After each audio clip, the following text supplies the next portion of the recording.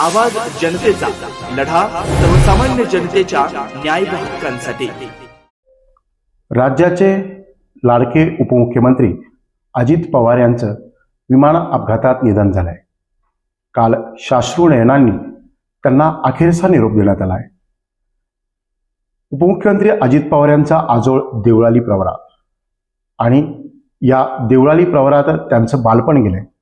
आज आपल्या समेत आहेत स्वर्गीय उपमुख्यमंत्री अजित पवार यांचे मामे भाऊ अजित कदम। काल बारामती या ठिकाणून अंत्यविधी उरकून आज अजित कदम हे देवळाली प्रवरात दाखल झाले आहेत। त्यांच्याशी आपण त्यांच्या भावना जाणून घेणार आहोत। काल अंत्यविधी दादांना आपण अखेरचा निरोप देऊन आला आहात, काय भावना आहे नेमकी यामध्ये?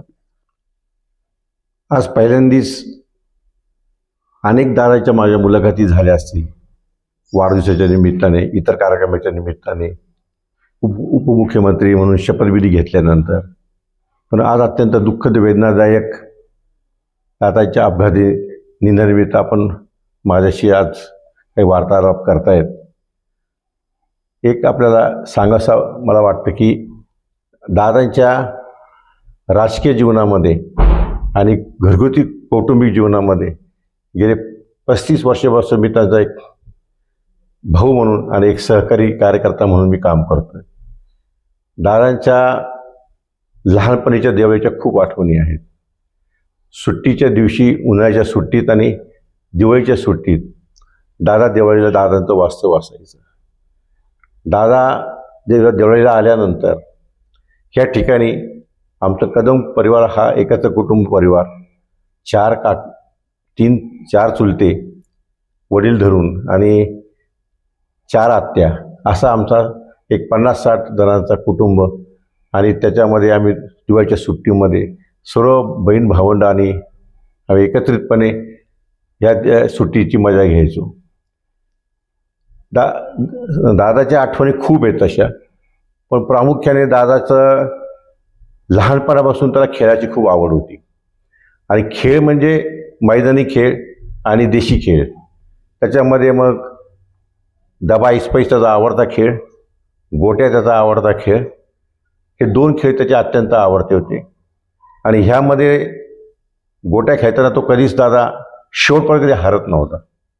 म्हणजे जिंकल्याशिवाय तो सुरुवातीला कधीच खेळताना असं निरीक्षण करायचं। पहिल्यांदा आला की तो 15-20 मिनिटं असं वट्यावर, आमचा वटा होता, असं त्या वट्यावर 2 पायावर असं बसायचा आणि कोण कसं खेळतो कोण नाही असं त्याचं निरीक्षण करायचं।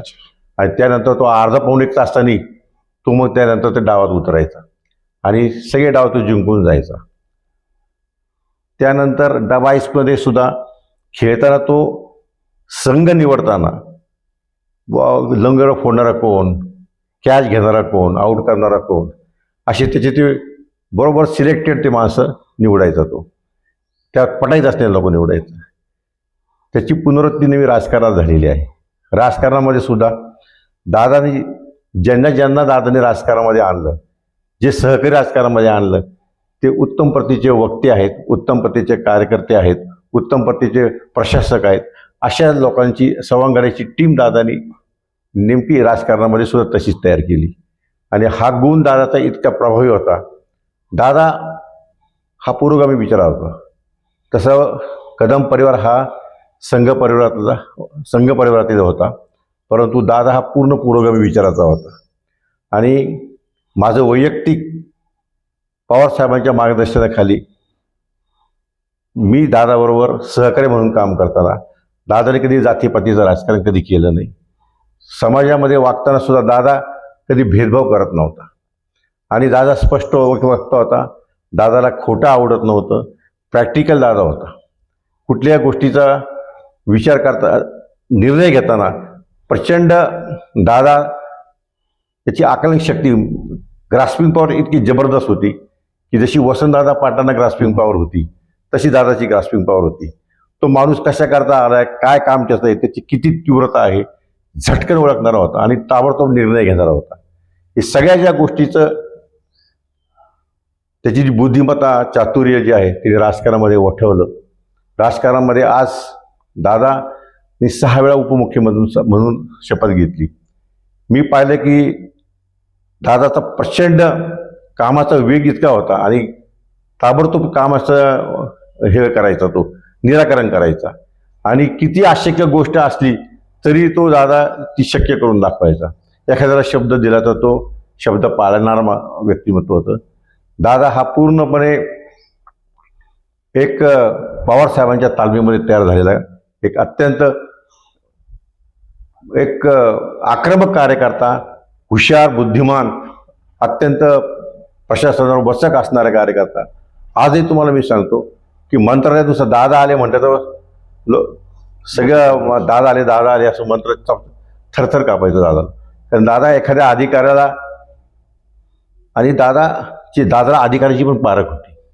म्हणजे आज आपण जे बघतो पिंपरी चिंचवड शहर असेल किंवा तुमचं बारामती असेल, ही जी तिथं जी आक्रमक त्यांनी जी शहर जे वसवलं त्याच्यामध्ये दादानी अतिशय चांगले अधिकारी तिथं आणले, चांगले प्रशासनाचे अधिकारी आणले, काम करणारे अधिकारी आणले आणि आज त्यांनी एक दाखवून दिलं की मी काटेवाडी खेडेगाव सुद्धा मी चांगलं करू शकतो, तालुका प्लेसवर असलेली बारामती पण मी चांगलं करू शकतो आणि शहरामध्ये पिंपरी चिंचवडसारख्या शहर सुद्धा मी चांगलं डेव्हलप करू शकतो, त्याचं इन्फ्रास्ट्रक्चर चांगल्यापणे उभं करू शकतो. हे दादानी प्रॅक्टिकली दाखवलेलं आहे आणि भारतामध्ये असा असणारा मुलायमसिंग यादव नंतर त्याचं नाव घेतलं जातं. म्हणजे इतकं स्वतःचा मतदारसंघ असा डेव्हलप करणारे मुलायमसिंग यादव साहेब होते, त्यानंतर दादाचं नाव घेतलं जातं. दादा जेव्हा आता एक 2 महिन्यापूर्वी माफ करा 6 महिन्यापूर्वी देवळीत आले होते, आपल्या घरीही सदिच्छा भेट दिली होती, काय वातावरण होतं त्यावेळेस? दादाचा निरोप आला होता की भेटायला येणार म्हणून. दादाचा नगर जिल्ह्याचा दौरा होता.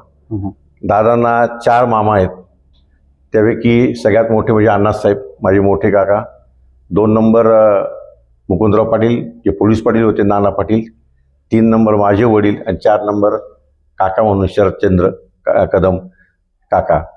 हा प्रत्येक दादा आल्यानंतर प्रत्येकाच्या वस्तीवर गेला, 1-2 तास प्रत्येकाला वेळ दिला.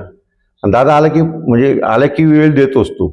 आणि कोणाचे काही अडचणी असतील, कोणाचे काही कामं असतील, कोणाचे काही इतका दादाला कामाचा व्याप असतो की दादाला आम्हाला भेटायला सुद्धा मिळत नाही, वेळ मिळत नाही, इतका दादाचं मागे काम असतो. मग त्यावेळी आला देवळीत, मग सगळं शेती पाहणार, घर पाहणार, चक्कर मारणार, गवत का उगवलं ते विचारणार, ऊस किती पडला किती नाही.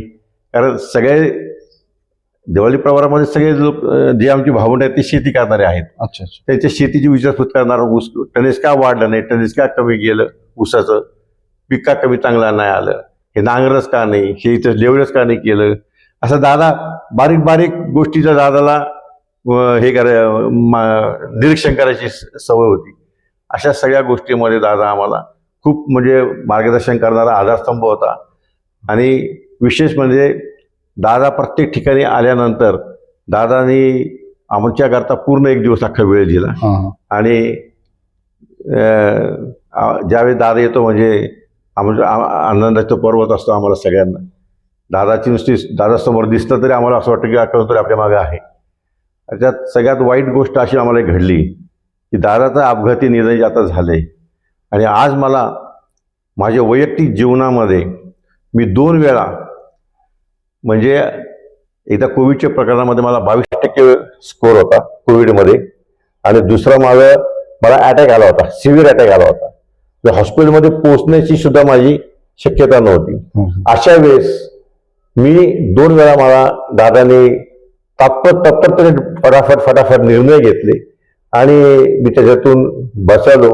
आणि आज मला दादाच्या ह्या आत्ता घडलेल्या घटनेविषयी मी दादा माझ्यापेक्षा 3 वर्षांनी लहान असताना सुद्धा मला आज त्याला श्रद्धांजली व्हायची वेळ आली. ही अत्यंत माझ्या आयुष्यातली सगळ्यात दुःखमय घटना आहे. एक गोष्ट त्याच्यामध्ये प्रामुख्याने की ज्या टायमाला मी या सगळ्या माझ्या स्वतःच्या दवाखान्यातून दुखण्यातून वाचलो, तरच माझा धाकटा भाऊ श्रीनिवास पवार म्हणायचा की तू यमाला टाटा करून आला, दादामुळे तू वाचला, आणि अशी म्हणजे चेष्टा करायचा. दादा आज म्हणजे दादा आमच्यात नाहीये, त्याचं अत्यंत दुःख होते. परंतु असं कधी वाटलंच, अजूनही आम्हाला वाटत नाही की दादा गेलाय म्हणून. असं वाटतं की आपला आहेच तो. 2 दिवस झाले घरामध्ये आमच्या पूर्णपणे कुटुंबामध्ये सगळे लोक अस्वस्थ आहेत. देवळाली पवार जन्मगाव आहे. 2 दिवस दुखटा पाडलेल्या गावाने आणि गाव सुद्धा माझं दादांचं आजोबा सगळे शोककुल अवस्थेमध्ये आहे. आता लवकरात लवकर यातून सर्वजण गाव या दुःखातून बाहेर पडावं असं वाटतं आम्हाला. निश्चितच अजितदादा पवार यांच्या निधनाने संपूर्ण महाराष्ट्र हळहळला आहे आणि साहजिकच ज्या गावात लहानाचे मोठे झाले बागडले अर्थात देवळाली प्रवाळ आजोळ त्या ठिकाणी कदम कुटुंबियातही मोठा शोक आहे. धन्यवाद. नवनवीन घडामोडी आणि सत्य बातमी पाहण्यासाठी आजच आमच्या YouTube चॅनलला सबस्क्राईब करा, शेअर करा आणि लाईक नक्की करा.